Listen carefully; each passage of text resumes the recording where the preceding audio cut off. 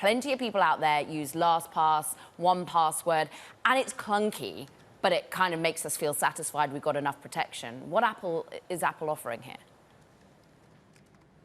Yeah, so as part of the company's next operating system updates, they're going to launch a whole load of new features, from AI to new types of emojis to new texting features. But one new application, at least, will be part of the story. That's passwords.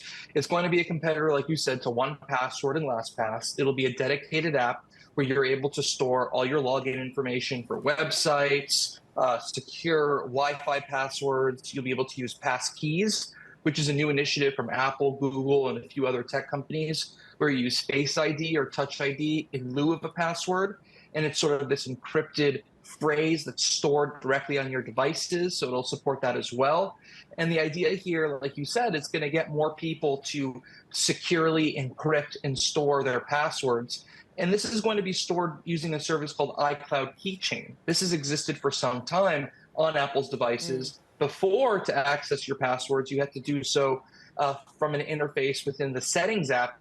Now it's a standalone dedicated app, and that's probably going to boost usage quite considerably of their password storage service. Mark, Apple WWDC on Monday, you've reported that we will get something called Apple Intelligence, and finally Apple will show its hand in the generative AI era. Give us your preview, please.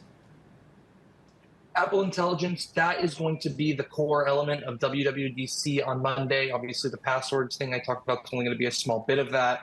Apple Intelligence is Apple's push into artificial intelligence. The plan is to add AI everywhere, infuse it with all of their core applications, messages, Safari, Mail, Notes, Calendar, voice memos, reminders, music, pushing AI everywhere in a very privacy-conscious way. Now, in terms of Apple's own in-house tools, there's not going to be a ton of generative AI.